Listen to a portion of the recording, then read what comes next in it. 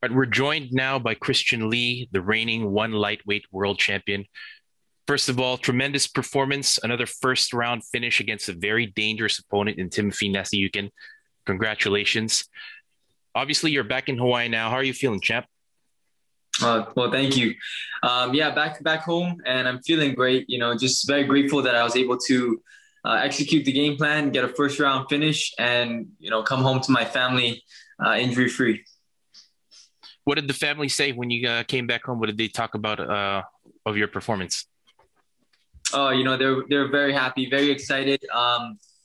But no one, because of the fact that it was pre-recorded, nobody was able to watch the fight. So actually, my whole family, myself, my wife, we haven't seen the footage yet. But everyone's coming over to my house today, and we're gonna play the fights. Great, great. So let's talk about your performance. Did you know it was over when you landed that short shot that hurt him? What went through your mind as soon as you got the victory? Well, this whole game plan, this whole fight camp, what we focused on was just focusing on timing over really speed and power. And we knew that Timothy was going to bring the speed and the power, but for us, it was just about finding the right timing to land that shot. And my left hook was able to connect. And as soon as I felt it, it really didn't feel like a hard shot, but I knew that it was right on the jaw. And I saw him go down in front of me. And that's when I was able to go for the kill and get the finish. Right. You landed like around maybe 10 unanswered shots there. Were you surprised at all at how he was able to just absorb those shots? No, we knew that Timothy was going to be a tough opponent, and it showed on that night. Timothy was not going to quit. He was not going to go out easy. And after the fight, he was actually upset. He wanted to keep fighting. That's just how much of a warrior he is. He still didn't want to accept defeat, and he was willing to keep fighting that night. So, big props to him. He's a tough guy, and he was a great opponent. You mentioned that in your post-fight interview that had the fight gone on, you would have taken the back. Um, what was the game plan if the referee hadn't stopped the fight at that point? What were you planning on doing? Well, I wanted to submit him. My goal, I trained a lot of jiu-jitsu this camp. My goal was to finish him on the ground. But of course, we work all ranges of mixed martial arts. So the strikes was able to put him out before my jiu-jitsu was. All right, let's talk about Timothy. Did anything surprise you about him in there? Was there anything that he did that you didn't exactly prepare for? No, we had a lot of great preparation ahead of this camp. Between my dad and I, we really broke down Timofey's whole game, watching almost every one of his fights we could find. And he consistently moves the same from his early fights all the way to his later fights. And, he's a dangerous opponent, but I knew that going into this match, he was just going to do what he always does, and that's try to go for the knockout. Yeah, I'm assuming everything went according to plan. You guys scouted him pretty well. How would you rank now Timothy among the opponents you've faced so far in your career? Is he the toughest challenge?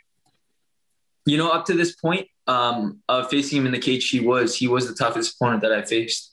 I faced many great opponents. Shinya Aoki, Dagi, both very tough opponents. But I would say Timothy was one of the most dangerous opponents I've faced yet, and I'm just very glad that all of my hard work and training was able to lead to such a great first round finish. Right. So a lot of people, a lot of critics doubt you, um, and they continue to doubt you. What message do you have for these people, and why do you think fans continue to write you off sometimes? Well, a lot of times, in this sport, um, people speak before they really understand what's going on, and there's a lot of people that support me, and I'm sure there's a lot of people that doubt me as well. But I just take it all in. I keep working hard. Every fight, I just keep trying to be better, and I'm really not too worried about anything negative that anyone has to say. I'm grateful for all of the positive support that I've been receiving, and I don't really spend much time focusing on anything else. Yeah, you continue to improve with every fight, though. Yeah. Do you feel like you're reaching your peak, or is there a lot more to improve on? Oh, thank you.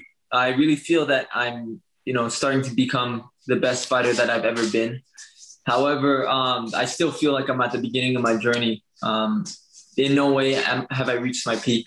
I feel that I have, many leaps and bounds to continue to grow. And, that's just the scary part for my opponents because at 22 years old, I'm already the lightweight champion, but I still feel that I'm at the beginning of my career. I still feel like I have a lot more to grow. You also stated before that you feel like, yeah, you're the best lightweight fighter in the world and in any organization. Do you think that tonight's victory proved that? Absolutely. Timofey was, without a doubt, one of the toughest lightweights in the world. I would say he gives any lightweight fighter on the planet a good run for their money. And I was able to put him away in the first round in impressive fashion. So absolutely, I feel that I'm the best lightweight fighter in the world, and I'm more than happy to back that up. And you pretty much beat all or most of the top guys in your division, right? Um, in your mind, what do you think will take you to another level, another echelon of greatness? What's left for you to accomplish? For me, there's just so much that I have planned to accomplish. One thing is moving up to welterweight and claiming that belt as well. I would definitely be open to a cross promotion lightweight fight as well between champions to really see who's the best. Right now I'm just keeping my options open. I'm going to continue training hard and wait for the next big call because right now I feel ready. I feel ready to go. And I'm just looking forward to what's next.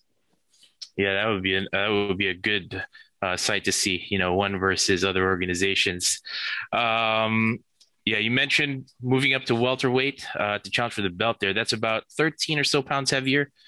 Do you think physically you can fill that frame without being at like a size disadvantage? Absolutely.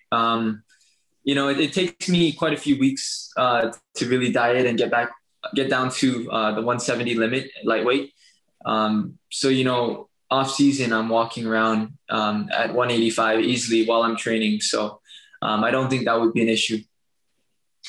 If you were to move up to welterweight, do you look at going for the belt straight away, or would you take on a few fights first and earn that? Well, absolutely, I would be looking to go straight for the belt. Lightweight is the toughest division in one championship, and I would say across the world, it's worldwide, it's the most stacked division out there, and I've cleared out my whole division. So really, I don't feel like there's anything left for me to prove in lightweight. Although I will continue defending my belt. If I moved up to welterweight, I feel like I would deserve a shot right away. All right. You're gonna have a baby soon, gonna be a father. How does that feel? I'm extremely excited to become a father. I'm so grateful that my baby waited for me to finish my fight, allow me to hop back on the plane here to Hawaii, and she's going to be coming any day now, and I couldn't be more excited to become a father. Yeah, that's a huge milestone, and it's going to take up a lot of your time, obviously, after your wife gives birth. Are you looking to come back this year, or are you going to take a little bit of time off? Well, I'm going to take a little bit of time off once my baby is born. I plan on spending a lot of time with her and my wife, just resting and really enjoying all the hard work that I put in these past few months. So I will take a little break, but we'll see. I think I plan on coming back before the end of the year. All right. So let's talk about last week, one on TNT one, right? There was a pretty controversial fight there, which was the Eddie Alvarez versus Yuri Lapicas, right? Yes. Yeah. Do you think the referee in that situation made the right decision to disqualify Eddie? Well, I'm not going to say anything negative towards the referee because it's a very tough job that they have. They have very big decisions to make in split seconds. And I'm sure that the ref was just looking out for Yuri's safety, and that's why he stepped in. I've been on the bad end of a disqualification as well in my career. I fought Edward Kelly in Shanghai, picked him up. I suplexed him face down, and then I punched him out. And at that point, after the fight was finished, they called the fight a disqualification, and it counted as a loss on my record. So I do know how Eddie feels. And in that way, I can feel for him. I really sympathize because I've been in his position before, just a few fights ago as well. So I know what it's like for Eddie. And then in terms of Yuri, I heard that he was, very badly injured. He had to be taken out on a stretcher that night. So I just wish him the best. And it's unfortunate how the fight went. I know there was a lot of hype behind that one, but hopefully Yuri recovers well, and I'll be looking forward to their rematch. Okay, so in that fight, it appeared like Yuri was turning his head and kind of offering the back of his head. Do you think that was a little bit of poor gamesmanship on his part?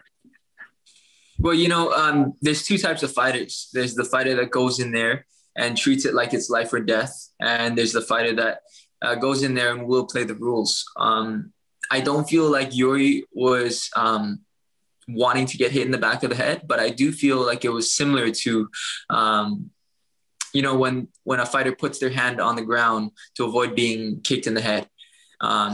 I feel like it was similar to playing the rules in that sense, where he turned his head because he wasn't in a position to defend himself. So he wanted to use the rules to protect himself in that situation.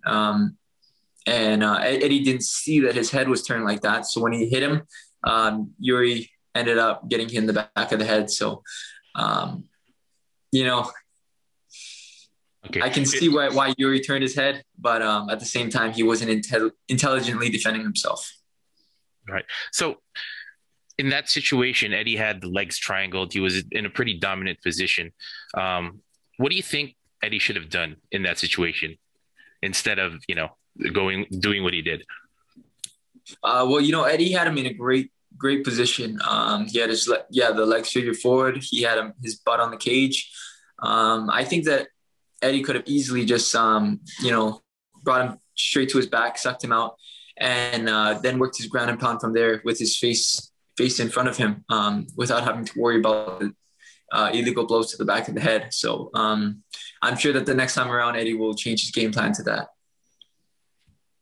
Okay, so we talked about you finishing or basically taking care of the top 4 fighters in your division, and you're literally lining them up one by one. Who do you feel is the next person who deserves a shot at your one lightweight world title? Well, the thing is right now, there's no one next in line. I did go down the line. I knocked off number 1, 2, 3, and 4 of the top 5 contenders in my division. So right now there's no one. But that doesn't mean I'm going to be sitting happy. I will be continuing to train hard, and, it's just a matter of time. It could take one fight before a contender really just, proves himself to stand out above the crowd. So I'll be keeping my eye on the lightweight division, and I'll also be keeping my options open for other big fights that we can line up. Eddie Alvarez is still really intent on earning a title shot. Is Eddie still somebody you want to fight? Do you feel like he's someone that you need to fight? I don't feel like I need to fight Eddie. I'm very happy with where I'm at in my position in one championship right now.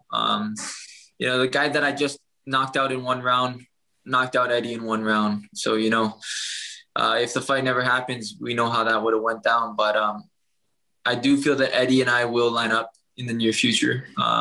Really, all he's got to do is get past Yuri in impressive fashion, and the title shot is basically his. The promotion knows it, everybody knows it. That's all Eddie's really got to do. So I wish him the best in his training camp, and yeah, we could very well be lining up in the near future. All right. More to come on TNT 3 next week. Thank you for your time, champ. All right. Thanks, man. Take care.